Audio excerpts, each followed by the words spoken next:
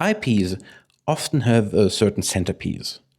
Some media, may it be a campaign or a novel series, that you have to tackle to become a superfan. Something that requires a certain level of effort to go through it. For example, the Forgotten Realms have the Drizzit novels. And Call of Cthulhu, the RPG game based upon the Lovecraft lore, this game has a Masks of Nylathotep campaign. And if you're familiar with the Dark Eye, you will be in fear if you think about the Borbarad campaign. And if we go back to our IP, BattleTech, we have the Twilight of the Clans novel series. We have fully 8 novels, and they are all essential for the main plot. This story is about the fight against the clans and how the InnerSphere was finally able to reach out into the clan homeworlds. It is composed by following books. Number 1, Exodus Road by Blaine Lee Pardoe. Number 2, Grave Covenant by MichaelAStackpole. Number 3, The Hunters by ThomasSGressman. 4, Freebirth, Robert Thurston. 5, Sword in Fire, again by ThomasSGressman. 6, Shadows of War, ThomasSGressman. 7, Prince of Havoc by MichaelAStackpole. And finally, Falcon Rising, again by Robert Thurston.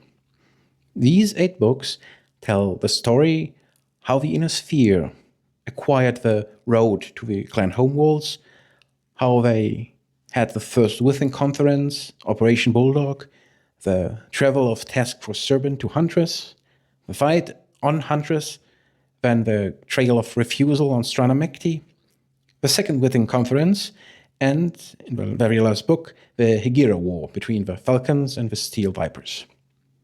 So, let's go through every single book of this series. Exodus Road by Blaine Lee Pardoe. It's quite annoying. You try to live your life, you try to do the best, to be diligent, to work hard, to be honest and to be nice, but for some reason there will always be some asshole that wants to kick you down and right into the curb. Some people will, for a reason that you will never understand and that will never be explained to you, just hate your guts. You don't know why, and you don't know even how to make amends, so you just have to bear the hatred they throw in your direction. That is one of those things that makes life quite miserable at times. If you never experienced such a situation, you were either quite young, very lucky, or one of the assholes. And also, the BattleTech universe has this kind of behavior. And the poor little fellow we will see here is Trent, a warrior of Clan Smoke Jaguar. We can see the story how he was constantly sidelined, humiliated, how others took advantage of him, and how clan politicking at its worst could really grind a man down. It was so bad that finally we can see the fall of Warrior Trent and the rise of Traitor Trent, hero of the Spear. To go into the plot, it starts on Tukayit, where Trent is successful in taking a Commissar bondman, but also has the misfortune of getting extremely badly injured. He is a half-burned man after that, and he is in a coma for some time, which allows his, star mate to tell a few lies about his performance and to advance on his cost. And that starts his downfall into despair and humiliation. It is a story about clan politics, intrigue, and espionage. It is not a really surprising plot. As book number 1, we can assume that his mission will successful and we kind of can glean what happens, but that's not a bad thing, because it's mainly about the behavior inside the clans, the rot that is completely different to the image they like to present. They always claim to be those super honorable warriors where everything is based on merit alone, and we can see that that's absolutely not the case. There's manipulation, lies, sabotage, and all kinds of trickery. And we really understand why Trent decided to turn against the clans. As this is a Blaine Lee Pardoe book, there are also a few battles sprinkled in to spice things up. But Mr. Pardoe knows how to write a battle, so they are rather well made. What I have to criticize is, again, something that's also typical for Mr. Pardoe. Trent simply is too mellow, and his betrayal comes a bit from a strange position. Instead of playing really into it was the humiliation and the hurt pride that made him a traitor, it is that he is angry about violence against civilians that the clan condoned. And yeah, I have to point out it was Clan Smoke Jaguar that destroyed Turtle Bay back in the invasion timeline. And I don't really buy Trent as a Smoke Jaguar warrior. He's more like Clan Fluffy Bunny, Baby Lamb, or Teddy Bear than a true Smoke Jaguar. And we can remember that the same problem occurred with Lorne Jeffrey in Highlander Gambit, who was also a very unconvincing Death Commando at this point. This besides, it's still a very, very good book, and probably one of the best we have seen so far. I would even go so far that if you have no interest in the rest of the Twilight of the Clan series, you should pick this book up and read it on its own. It's a great view into the internal situation of Clan Smoke Jaguar, the rotten behavior they displayed, and also the psychological humiliation of Trent, who is, after all, really a character we can relate to. And now we have Grave Covenant by MichaelAStackpole. The book is mainly around the First Witting Conference on Farkad, and true to such an important political event, we get a parade of all InnerSphere leaders. Catherine Steiner-Davian, Victor Steiner-Davian, Sun Liao, Thomas Merrick, Theodore Corita, and so on. And we can see them in a series of pairings and dialogues. Usually, Leader A is talking to Leader B, then Leader A is talking to Leader C, then Leader B is talking to Leader C, and so on and so on. And in true Stackpolean fashion, we get a fair amount of intrigue, political maneuvering, and also personal animosity between the different parties. It is pretty much what you expect from a MichaelAStackpole book. Politics with a strong personal touch. Of course, the result of this conference is known. We have the founding of the Second Star League and the decision to conduct 2 military campaigns against the clans. First, an attack against the Smoke Jaguar occupation zone, called Operation Bulldog, and then there was a decision to send Morgan Hasek-Davian and some elite forces as Task Force Serpent all the way to attack the Smoke Jaguar homeworld of Huntress. Of course, there's also, again, political maneuvering, and I have to say that Paul Masters gets a role that is far beyond his station, but later more towards this problem. At the same time, we can also see how on Strana Mekti, the Khans of the clans have their own political games. And I have to say it's quite fun to see how Vlad and Martha are messing with Lincoln Ossis and more or less allow him to be the architect of his own downfall. And as another ingredient in a classical Stackpole novel, we also get a few chapters with spycraft, regarding the death of Melissa Steiner, of course. A certain agent named Francesca is on the way to get close to a certain high-level source. Then, in the second book, we, more than anything else, get the lovebird relationship between Omi Corita and Victor Steiner-Davian, and how they meet on Lufien and only barely escape an assassination attempt by 3 ninjas. This sounds far more interesting here than it is in the book, I have to say. Of course, at the end, we also see Operation Bulldog, and Victor finally meets Frederick Steiner. You know whom I'm talking about. The purpose of this is that Frederick wants him to warn that he should not leave the InnerSphere and that it's dangerous to ignore Catherine. But of course, Victor knows better. He has all his great plans in order to check his sister, and nothing bad can happen. So he will decide to rally the troops in Bulldog and go after the retreating Smoke Jaguars to reinforce Task Force Serpent on Huntress. Needless to say that this scene is very heavy with foreshadowing. Altogether, I have to say that this is a BattleTech novel, but there is very, very little mech action in it. In fact, the only part where we have battle is the very last quarter of the book, and even here it's not pure. Overall, I would say that this book has about 60% politics, 30% romance, and only 10% mech action. This was, after all, the penultimate classic BattleTech work by MichaelAStackpole, and I think you will see that he was getting tired. He has a writing that is less tight than previous, and sometimes he has serious lapses in the pacing. It's still a good book, but it is certainly not the best he ever made. Also, I kinda have to ask why he believes that anyone would call John Lackland a master strategist. I mean, King John was usually called one of the worst kings of England.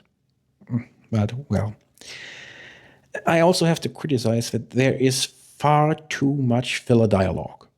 I mean, okay, a romance, that's fine and okay, but pure romance chapters to show how close Victor and Omi are, and then there are a few passages where Catherine and Vlad longingly think about each other, which is, let's call it weird.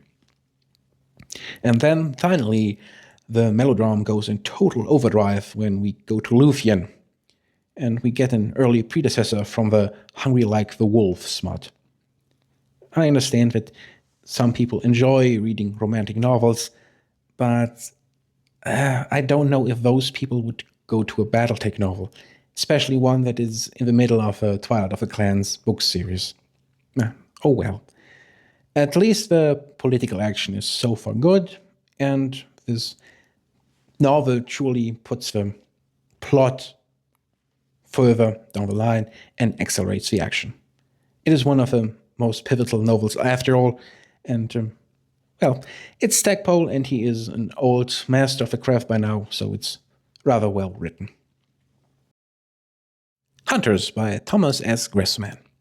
This is chronologically the first book written by Gressman, but we have already met him in another review. He was responsible for the Last Great Death book. The story here is about the formation and the travel of Task Force Serpent. And to show that, we get a few point-of-view characters. For example, we have Michael Ryan of the Draconis Combine Dest 6 team. We get General Ariana Winston, commander of the Eridani Light Horse. And we have, of course, Morgan Hasek-Davian, the overall commander of Task Force Serpent. And besides Hasek-Davian, remember, we met him already in the Warrior trilogy, we see a few other characters again. Like, for example, Paul Masters, who is the moral consciousness on the operation. And there's even Lauren Jeffrey mentioned, although he is not a point-of-view character. The first part of the book is about the assembly of the different parts of the task force who are collected and trained together to prepare for the very dangerous and high-risk mission they have ahead of them. And it is this novel where we first truly meet the famous Eridani Light Horse. We have heard the name a few times before, but this very famous and very old mercenary unit was not really described before that. But here we get an introduction, and it is a rather pleasant and good one. We also learn quite early that there is another secret part of the task force, a Nekekami team. You know, those pseudo-ninjas from the Draconis Combine who are masked assassins and saboteurs? Yeah, they are part of the task force, but we do not know their purpose and if they are bad or good. Well, the training happens, and then the task force goes on its year-long travel to Huntress. On their way, they will have a skirmish with pirates, which, in my opinion, is only here so that we can have some real mech battle in the book. I was not really impressed by it. But what I was impressed by was the first time that we have a real, proper warship battle in BattleTech. We only had a few instances of them getting mentioned. Of course, the clans used them during the clan invasion. We know that Sun Tzu Liao used a few of them to have a blockade while he was conquering Kaifeng, but this book is the first one where we get a real, full-size space battle between proper warships on both sides. And that was really exciting. But then we get even more because the book ends with a murder mystery cliffhanger. Who poisoned Morgan Hassig Davian? Sounds good, but overall, I have to say the book is pretty meh. There is usually nothing really at stake. All the book describes is training and travel, which of course is part of the story and should be mentioned, but it's not really that exciting. And any attempts to create an artificial mystery with, for example, the Nakakami, fail. Because you don't really see what's going on, you're not really pulled into it. I also have to say that the training itself is not really handled well. Okay, the troops come together, and then they have problems with trailing, and then Masters decided that they do something wrong, and he has to pose with his Knights of the InnerSphere as a clan unit, but then he still wants to win because, of course, and I have to ask myself, what's going on? What's the point of this? Instead of being confronted with a real problem and then experience a solution, we just get empty action. And the same thing occurs when the task force has to replenish its water supplies and bumps into a secret pirate base. There is no real clear narrative purpose to this event, other than to mollify the mech jocks out there, and to give them some real MechWarrior action. The pirates are overcome, and then we have a pseudo-morality debate what to do with the prisoners.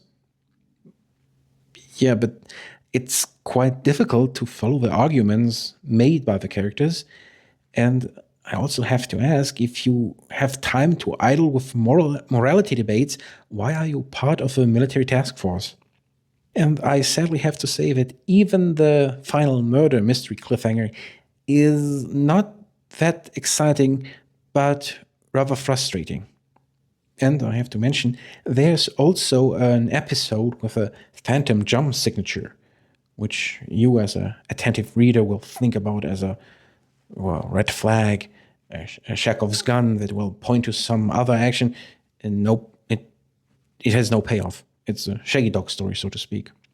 And most of the characters are either annoying, or rather unremarkable. However, this book has one big redeeming highlight that truly allows us to carry the book. It's really the event if you want to read The Hunters, this is the thing you have to pay attention to, and that is the Great Space Battle. Task Force Serpent, that is accompanied by a few Comstar and InnerSphere warships, bumps into a convoy of the Ghost Bears, and we finally see a big and proper space battle with warships, dropships, and aerospace fighter slinging it out in the void of space. And that was truly the absolute highlight of the book. If you just want to read one passage out of a complete novel, I would say take this space battle, because that was really an event. If you're, like me, a friend of warships and other flying objects, you're pretty starved by the other BattleTech books, and this was, in this regard, truly a breath of fresh air. I'm willing to give the book a bit of slack, because at least ThomasSGressman knows how to write good sentences and paragraphs. The pacing is so far okay, and I'm willing to accept that you have to describe the travel, even if the travel itself is not that exciting. And now to something completely different. Freebirth by Robert Thurston. As suspected, this is, of course, a Jade Falcon novel. It starts on Coventry with the familiar Joanna and Horse scene. But in her anger, Joanna goes too far this time and manages to kill a Sibby, which means the duo will have to be split up. While Joanna is sent to Ironhold to train warrior Diana, daughter of Aiden Pride, for an upcoming blood name competition, Horse is sent, as the commander of its own trinary of freeborn MechWarriors, to Huntress. In here, the true plot plays out. Originally, Horse is supposed to visit Falconary, the scientific outpost of Clan Jade Falcon, on Huntress, but the Smoke Jaguars decide to shoot down his dropship, and he and his men are taken prisoner by the commander of the Smoke Jaguar forces on Huntress, Star Colonel Russell Howell. We already met Russell Howell in the first book, Exodus Road. He was the best and possibly only friend of MechWarrior Trent, and is riddled with guilt because he thinks that he was responsible for the death of Trent. Luckily, he has found a new friend to help him with the struggle. The bad news, this friend is alcohol. So he ends up getting more and more of an alcoholic while trying to break the spirit of Horse into making a subservient member of Clan Smoke Jaguar. It therefore lies with the crew of Falconary, especially Solama warrior Santanya Puhalin and chief scientist Perry Watson, to save him and his men. You are probably already aware that Perry Watson is the shipmate of Aidan and Martha Pride and the mother of MechWarrior Diana. There is not much plot in this novel because it's mainly a psychological duel between Horse and Russell Howell. Howell, who is not only an alcoholic but also clearly severely depressive, wants to break Horse, and Horse wants to maintain his identity as a Jade Falcon at any cost. As a result, we get a series of actions and intrigues by Howell, and we see how Horse overcomes them and maintains his identity, or maybe subverts the plans of Howell. And that's what, for the most part, drives this book forward. There's also a subplot. We, for the first time, learn that Scientist General Etienne Balzac has a conspiracy going. And there is, surprisingly, the genetic sample of a rather famous Jade Falcon inside the possession of the Smoke Jaguars. And if you are aware of the wider lore and the later development of the BattleTech universe, you already know where this all will go. If you're more interested in battle mechs, this book has a special treat for you, because there are several research projects on Falconary, and one of them is about land-air mechs. And we can here see LAMs in action and, well, assess for ourselves their performance in a straight fight. Altogether, there are two topics that are very important inside this novel. The first one is we get a closer look what it means to be a Solama. We heard the term before. It means these old warriors, derelict fighters from the clans who no longer have a purpose. And we here get a deep look into how Solamas are treated, the hopelessness or the indifference that they now experience. And this is the first book that goes in depth into the subject and really shows Solamas as acting people. And what's even more important for the Twilight of the Clan series, we get a first deep and good look at Huntress. There are a few places mentioned, a few cities described, and we get a feel for the planet that will be the target for Task Force Serpent, which is already on its way. Besides that, the lambs, the main plot point we get out of it is, of course, the society, which will pay off much, much, much later. Thurston so far has only delivered good books who are well written, who pull you in, and even if this book is not that important for the overarching plot or even the series of Twilight of the Clans, it's well written and it's very engaging and was a joy to read. Sword and Fire by ThomasSGressman picks up where his first book left us. We're still traveling to Huntress. But first, the murder of Morgan Hasek Davian has to be investigated.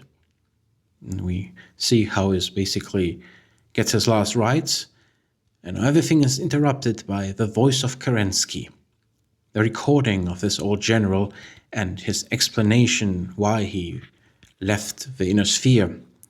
And this strange broadcast reaches the task force and moves the people deeply and confuses them. But nonetheless, they carry on, and the investigation of a murder finally leads to an assassin who is brought down and killed with some Nekakami involvement. It's also a Nekakami that claim that he was a Loki agent. If you think that this sounds a bit confusing, then congratulations, you got the essence of it. The complete events in the first half of the book are rather weird and leave us with far more questions than answers. I also have to point out that, especially among the books of Mr. Gressman, there's a lot of and then storytelling instead of but because. Let me explain a bit. If you connect the events in a plot line, you have to decide how you want to do it. You can't, for example, say, and then. That means something happens and then something else happens. Or you can say, I want a but because plot. That means something happens, but something other is resulting from this event. Or something happens because you want to influence some output. And if you follow the but because approach to plot writing, you get a far more consistent and interwoven plot at the end. But that is sadly not the case here. Strange things just happen because they have to happen. At least the second half of the book is better, because we can finally see the invasion of Huntress. It starts with a death raid and a space battle, although a significantly smaller one than in the last book. And then there's something really neat. Every single attack gets its own chapter. So we can see how the Knights of the InnerSphere fight their enemies. We can see how the Highlanders fight their enemies, or the Lyrans. And Gressman manages to make every battle somewhat unique. Someone is extremely competent, some other struggles because the enemy has a new stratagem, the other has a problem because they are attacking, in fact, the strong point of the enemy, and there's something that makes every single battle different and special in its own way. Also, you will be glad to hear that one of the most beloved war machines makes its first appearance, not only in the novels, but in the timeline of BattleTech in general. We see Protomax. Yeah, that's right. This battle is where those little mech fellows make their first grand appearance in the canon. It's a bit sad that the ending is clouded again by pseudo-moral outrage about the demolishing of Huntress. Pseudo-moral because the demolishing of the military industries and the military capabilities of Huntress was the expressed purpose of a complete task force. So if Mr. Paul Masters again tries to be grumpy, I don't really know why he ever decided to become a military man. And the complete book ends with a semi-cliffhanger foreboding the clan counterattack. My feelings about the book are mixed. The second half is really good about the invasion. It was a topic that was easy to mess up, but Gressman succeeded in making it interesting and entertaining. However, the first half with the murder investigation and the Nekakami and the voice of Kerensky, that's just, it leaves a sour taste. But nonetheless, the main purpose of this book was to bring the task force onto Huntress and to conquer the planet, and that was achieved with flying colors. And so we come to the last Gressman book in this series, Shadows of War, the clan counterattack on Huntress. And that's it. There is no intrigue, no great character arcs, no cunning stratagems or exciting mysteries. It's just heads-on attritional warfare on Huntress. I will be quite honest, in my opinion, the book is complete filler. I mean, plot-wise, we know that Victor and the reinforcement troops are on their way. Not long after the Jaguars departed the InnerSphere, they went after them. So we know that the Smoke Jaguars will lose. The question is only how much of Task Force Serpent will die before that happens. and frankly, you do not really care that much about them. At least the writing is okay, although the many repeats are an effrontery. This word comes up far too often. But it's easy to read and so far okay, even if it does absolutely nothing for the plot. And I have to admit, at least the epilogue is truly deliciously vitriolic. It was basically the high point of the novel and was quite fun. To be fair, there's also nothing that you could really be outraged about. It's just somehow pointless, I have to say. And finally, we reached Prince of Havoc by MichaelAStackpole, where the reinforcements from Bulldog finally hit the clan homeworlds. And we get a short break on Huntress, where Victor Steiner Davian is informed how Morgan Hasek Davian died. The symbol of a smoke check was destroyed, and then the action soon moves to Strana Mekti, right into the trial of refusal. Of course, there is an extensive dialogue and negotiations between the InnerSphere forces, represented by Victor, and the Council of the Khans, headed still by Lincoln Osses. And we can see, especially on the clan side, the tactical and political motivations behind their decisions. It's also quite nice that for the first time we see at least a small glimpse of the homeworld clans. The bad thing is, we will in the following chapters see a lot of fighting, and it's still a Stackpole novel. In fact, about half of the trials fought inside the bigger trial of refusal are described in detail, and Stackpole decided to describe it like a chess game. You know, in chess you can describe every move as a combination of letters and numbers. For example, you would describe a match as e4, e5, king e2, and so on. And Stackpole basically does the same with mech combat. He says mech so-and-so fires this weapon there, and in my mind's eye I could truly see him standing over a board of playing figures and trying to make an interesting battle out of it, but it does not really translate into great chapters in a novel. So that makes the complete trial of refusal, which is one of the most important and exciting events, a quite tedious slog, at least in my opinion. And the fighting of the remaining trials is summarized in about a single page, which is a shame because there's also some really interesting development going on. Important characters die, some other characters shine, and we get nothing from that. But, well, okay. In an interesting side note, we learn that the concept of an InnerSphere taint upon the clans was in fact invented by Vlad Ward, and giving his reasoning, I cannot say that he is wrong. But now to the good news. The second half of the novel shows Stackpole's strength. He has spies, and he has politics, and he's good in both. We have to remember that Victor left his sister to rule his realm, and when he returns, his sister is ruling his realm, just the wrong one. He was ousted, or more specific, his sister was ousted by Catherine, and she is now the ruler of, in fact, the complete Federated Commonwealth. Both the Lyran part and the Federated Sons parts, and she is not going to relinquish her power to her older brother. At the same time, Agent Francesca is getting closer to Sterling, but so does Catherine's Loki. As a result, we get a very exciting and well-written subplot about a hunt for evidence. Evidence that would link Catherine to the assassination of her own mother. And I have to say, if Stackpole decides to write spycraft, he usually delivers a really, really good job.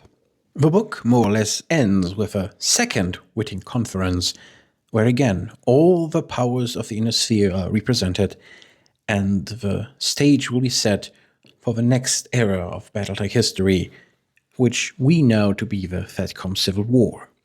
We will again see political maneuvers by Catherine, we'll see petty intrigues by Sun Tzu Liao, and Comstar has a special surprise for all of them. And there's also a surprise guest making an appearance in the epilogue, which leaves us with a rather sinister cliffhanger. Altogether, I have to say that Prince of Havoc is not a bad book, although sadly the first half is rather tedious, because Mr. Stackpole decided to describe the combat in such a, well, long-winded way. It is a very solid book, but not Stackpole's best.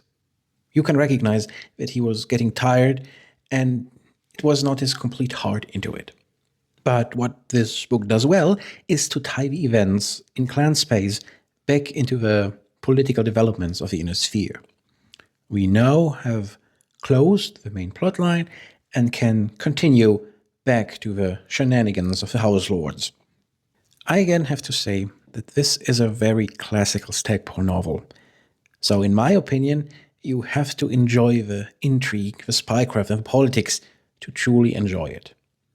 If you're just in these books for the action and the fighting, you probably will enjoy the first half a bit more than I did, but I'm not really that sure about it.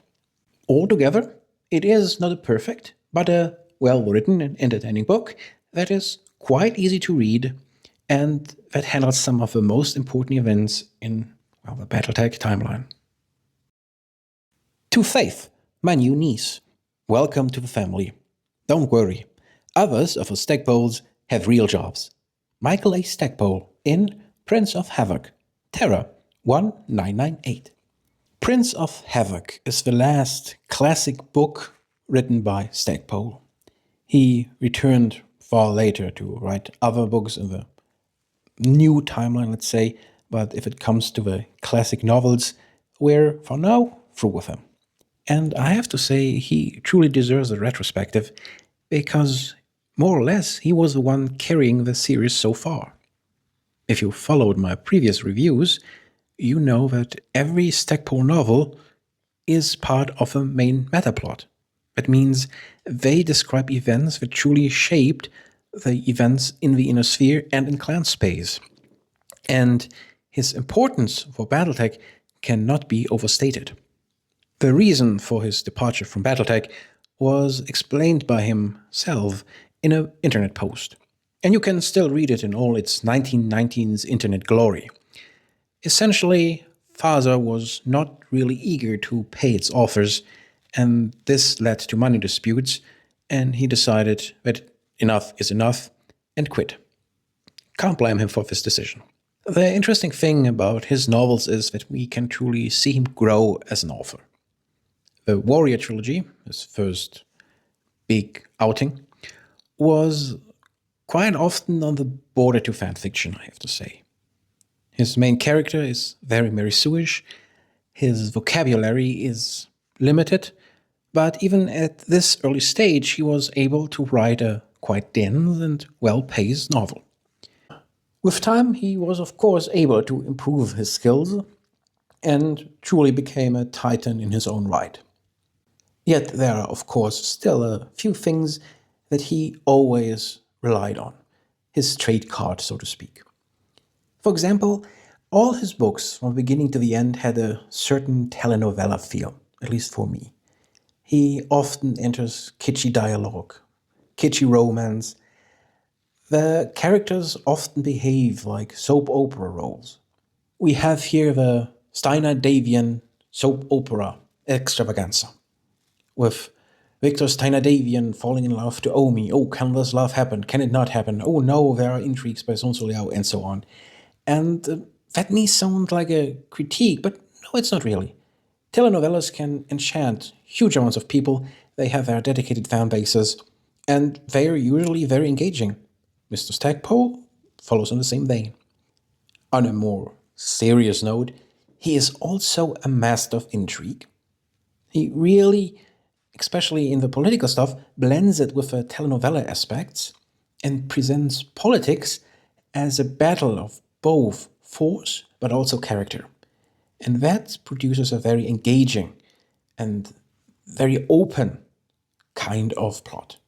It's easy for a reader to get into it and follow the events and see why are these actions taken and so on. Although I personally have to say that he's even better if he tries his hand at spycraft.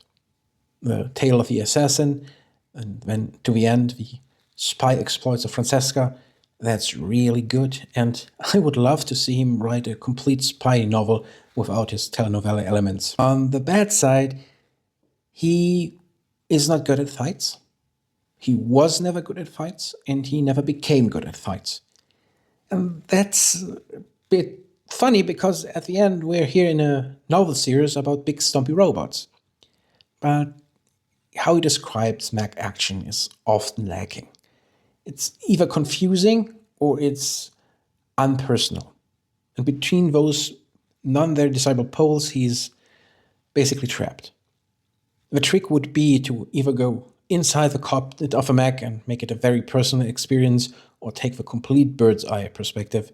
But this accessibility that he displays with its political plots and events is somehow lost if it comes to fights. But nonetheless, at the end, those fights are the icing on the cake, and the underlying thing that carries the novels is the political intrigue. And here he truly proved that he was a very, very good and very reliable author.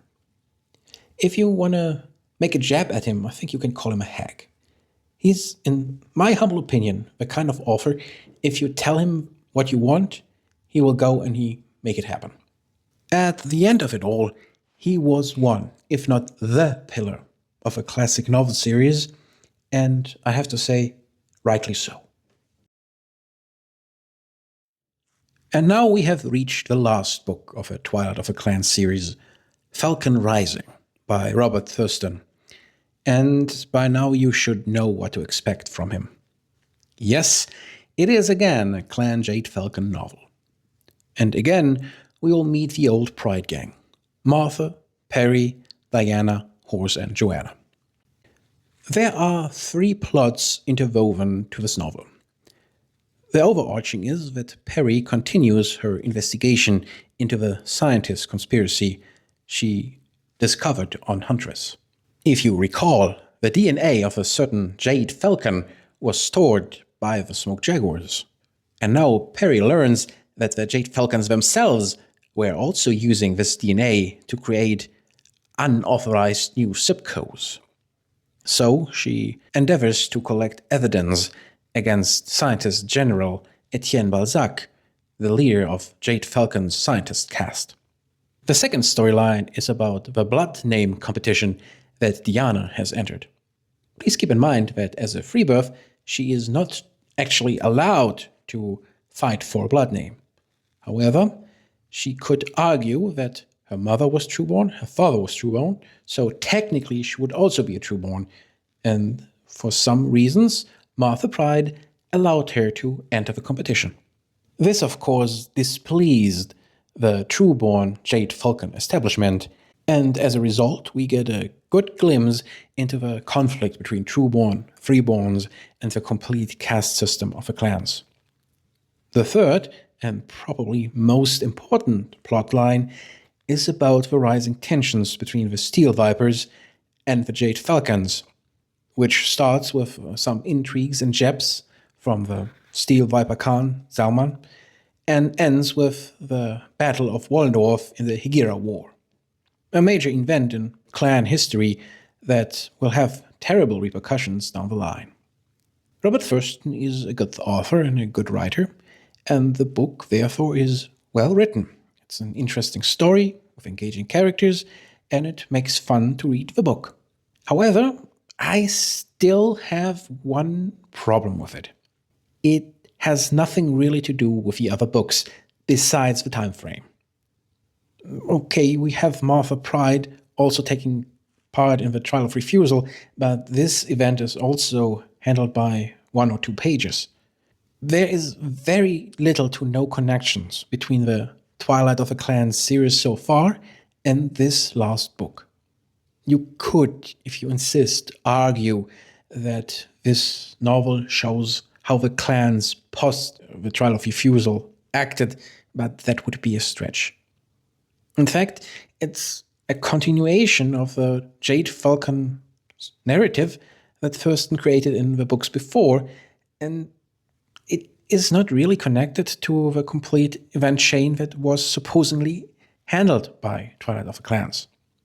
In fact, if this book is anything, it is a prequel to the Wars of Reaving. We will get introduced to quite a few topics, characters, and situations that later became to prominence during the Wars of Reaving. We have Etienne Balzac and his conspiracy, which would form a society. We have the talks about the InnerSphere taint befalling the clans. We have the retreat of the Steel Vipers from the InnerSphere. And a certain Brett Andrews also has a few lines of dialogue in this novel. All these things will come to the forefront in the cataclysmic carnage that were the Wars of Reaving. So if you have a personal interest in this episode of BattleTech history, you should really grab this book and read it because it sets the stage for it. But sadly, the Wars of Reaving is not the Twilight of the Clans, and that makes the positioning of this book here a bit odd and weird. It's like a disconnected coda to the whole thing. But as I said, it is essentially a good book, and the Wars of Reaving are a very interesting episode, so it's hardly a negative. If you have any joy about reading the Jade Falcon stories, you should enjoy this book as well. Well, what are my final thoughts on the Twilight of the Clans series? First, I have to make one thing clear. In my opinion, there are no stinkers. There are better books, there are not so good books, but every single one of them was at least readable and somewhat enjoyable. So I cannot say that this one was completely ruining the experience or something like that. They were solid, and if you decide to take on the Twilight of the Clans series, you should not be afraid to do so. It's also not that big of an investment as you probably first assume it is. You can complete all 8 books in about 2 months. So it's not like a certain Borbarad campaign that will take you several years. Unfortunately, if it comes to the books, the quality is reverse proportional to the number of books an author has written. For example, Blaine Pardoe was only the author of Exodus Road, and this book is really good. I really have to recommend it. And it's really a joy to read, and even if you do not want to read any of the other books, you should pick that one up. But sadly, this talent he displayed here is only used for a single book. On the other side of the spectrum, all 3 of the Gressman books are kinda meh. Well written, easy to read, fluent in the story, but not really exciting. And of course, we have Thurston and Stackpole in the middle of it. Both have written 2 novels, and while they're not brilliant, they're also not bad. If you like the author, you will like the books. Of course, Stackpole has more his intrigue, his telenovela elements, and his spycraft, and Thurston is completely in his element with the Jade Falcons. If I have to criticize the series, there are 2 things that made me kind of annoyed.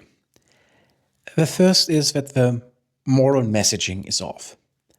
That is a critique that is mostly directed at Gressman, to a smaller amount at Stackpole.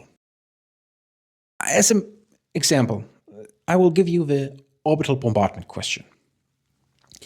We have this great military endeavor, Task Force Serpent, and the expressed purpose, right from the beginning, was to go to the Smoke Jaguar homeworld and show the Smoke Jaguars how nasty and despicable war is, and that it's not a stupid game. And they have the purpose to not hold back and destroy the war-making capabilities of the Smoke Jaguars. But then the members of the task force, especially Mr. Paul Masters, decide to quarrel and argue and have second thoughts and decide not to do something. And the worst thing, in my opinion, is the question about orbital bombardment. We know that the Smoke Jaguars, who view, as expressed in the novels, war as some kind of game, used orbital bombardment not only against enemy forces, but also to crush the rebelling city of Edo on the planet Turtle Bay. So far, so bad. But now we have those members of a task force with the ability to use their own warships to use orbital bombardments against enemy troops, and they are uneasy with it. They don't want to do it. And that becomes quite ridiculous in the third Gressman book, Shadows of War. It would have been quite easy for Task Force Serpent to use their warships to destroy the attacking Smoke Jaguars, but instead of conducting something that their opponent was willing to do, they simply almost destroy themselves in a war of attrition. And that's something I do not really understand. If you want a moral point that war is nasty and brutish, you have to really show how nasty and brutish it is and how underhanded it can be. And you don't have to make some bizarre pseudo-moral debates about it. Or if you want to go this road, I mean, it's fiction. You can decide who wins by your own writing. If you really want to go into I want to show that morality wins against savagery, then you cannot start with the premise that you will show them through war, or some nonsense like that. And that's something that kind of annoyed me in the middle part of the series. If you want to make a moral statement, make a clear and consistent moral statement and not some meandering. And there was another thing that also bothered me something. The series lacks focus. Some of the most important events in BattleTech history, so to speak, are Operation Bulldog, the destruction of a Clan Smoke Jaguar occupation zone, and the Trial of Refusal. And they are not really expanded upon. They do not get the room they need to breathe. If the series itself would be rather short, you could say okay. But that's not the case. Instead, we have far too much filler. That starts with book number 2. We know that Victor and Omi are in love. We know there's a relationship, and that's okay and fine. But it's far too much written about it in the second book. Pages that could be used for Operation Bulldog are in fact wasted on a relationship we already accepted and knew about. And that's this bad thing. Operation Bulldog is barely handled at all. It's only maybe 20, 30 pages, and but that's it. Oh, the clans are running back to Huntress. We have to follow them. That's a kind of shame because really Bulldog was such an interesting campaign and you should write more about it. You don't have to use mech combat to describe it. You could use political jockeying or overall strategies. And you don't have to explain everything from the InnerSphere point of view. You can give the clans a voice or something like that. But nope. Then the Gressman novels are pretty bad if it comes to filler. Good written, but bad with filler. We have this annoying episode about the training of the task force, which has no real tangible result and is not really important. Then in the next book, we have a very unsatisfying murder investigation. And as I said, book number 3 is almost completely filler. This filler could have been used one book later to give the Trial of Refusal a bigger space in the series. I mean, that's one of those really, really interesting events where we could have a chance to get a deeper look into those clans who did not participate in the invasion. Or you can also show the sentiment inside the homeworlds. But we get nothing out of it just for some attritional warfare on Huntress. And that's really a shame. It does not make the books themselves bad or says that's a terrible series, but it's a wasted opportunity, and that's kind of sad. But as I said at the beginning of my final thoughts, none of his books are stinkers, and everyone has at least a little bit redeeming, even if it's just a deliciously vitrolic epilogue. Altogether, they make a nice bow and ribbon around the ClanInvasion era, and they truly set the stage for the upcoming THAADCOM Civil War. You can see how all the pieces are falling in place. Katharina made her moves, Victor made his moves, And we can go now in the last episode of Classic BattleTech history. Altogether, I say the series is okay, and you should not shy away from taking them up and reading the books, because, as I said, 2 months should be doable, and if it's a few months more, who cares? It's not that difficult to complete the 8 books.